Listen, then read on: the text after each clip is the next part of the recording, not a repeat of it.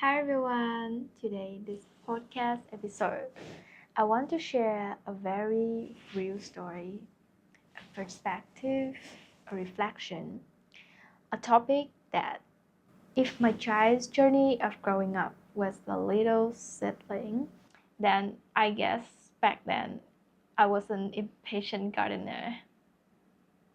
About 3 years ago, I was a very strict mom. I want to control everything in his life: what he ate, when he slept, how he studied, even who he could be friends with. I didn't think I was a perfect mother, but I always believed that I was doing the best for him. To me, love means preparing everything, planning everything. When he got hard scores, I felt proud. When he made one small mistake, I immediately worry about his future. My son, Yakmun, had no memory of what day he arrived home before 9 o'clock. One evening, he turned his tired, small face to me. Mom, I'm tired. I try to study, but I wonder why my friends don't study like I do. And my reply was merely a mechanical, soulless chime. Just push through, my darling, for a better future. Everything I do is just for you. The words spewed out, devoid of reflection. My mind was a singular track, loading with enough knowledge to ensure it was never eclipsed. Then one night, everything collapsed. Yokman landed right at the dinner table. The sound of ceramic hitting the floor. We stood frozen. My heart felt like it was being squeezed. Every extra glass, every moment I pushed him, they all came crashing down onto his tiny body. I ran to him, my hands shaking. My husband called a taxi and we rushed him to the hospital. The doctor said severe nervous breakdown due to long-term excessive stress. Those were hitting me like lightning. It felt like I had lost a piece of my heart because I was the one who pushed him to the edge.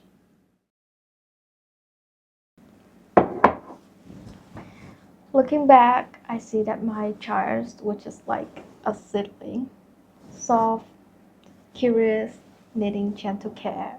The love I thought was right sometimes became a burden. I used to think I should give the plant the strongest sunlight, but a good gardener doesn't drag the plant into harsh it. They choose a place with just enough light and let the seedling lean toward the sun on its own. That warm light helps it find its own path.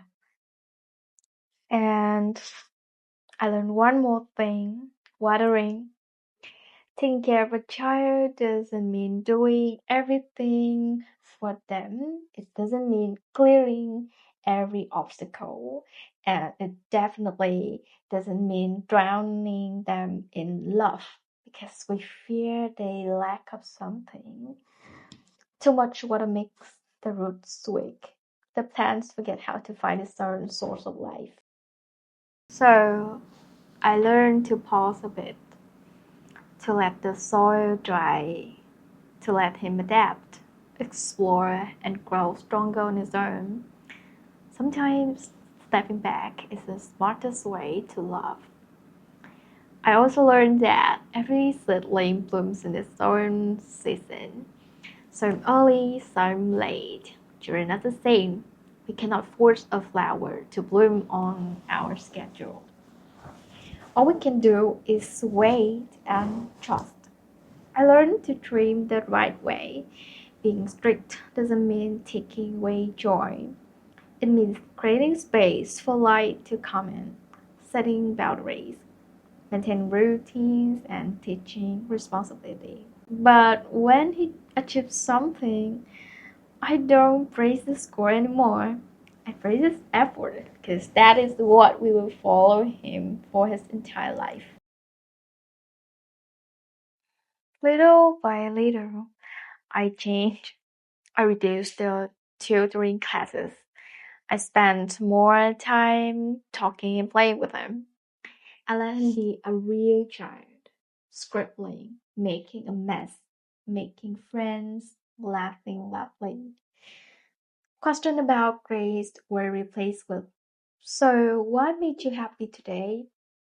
And slowly he healed. One afternoon, I saw him sitting on the floor, drawing a crooked little tree with crayons. He showed it to me with his shiny eyes. "Mom, I really like this drawing." My heart felt full, light, warm like the first morning sun. What brought him joy was an achievement.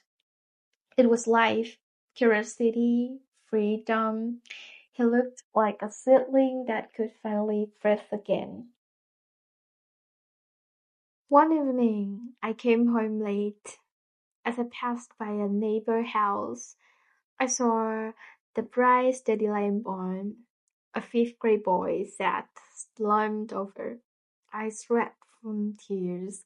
His mom was urging him, "Study harder, son. You have to gain high scores tomorrow." That scene felt painfully familiar. It looked exactly like my past. Two pictures appear in my mind. One, on one side, the neighbor's boy, tired, drooping like a tiny leaf left under harsh sun. On the other side, my son today, drawing trees, smiling. Mom, I tried to draw the tree in our yard. It's not perfect, but I love it.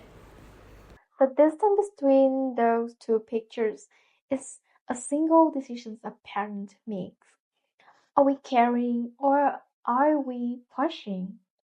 Are we helping our child grow or taking away their chance to grow on their own?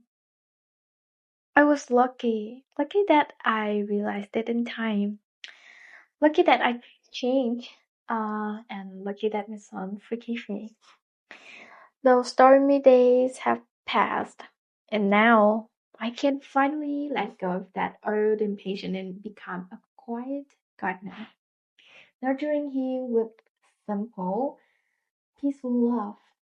Now I understand that a happy sibling doesn't need to be pushed.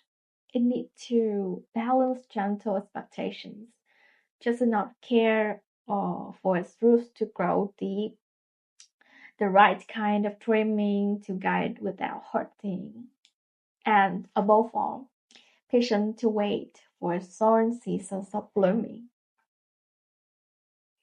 And in the end, I realized something. A successful gardener isn't the one who creates a perfect tree. It's the one who knows when to step back and smiles with full pride as the tree grows toward the sun in its own bright, beautiful way.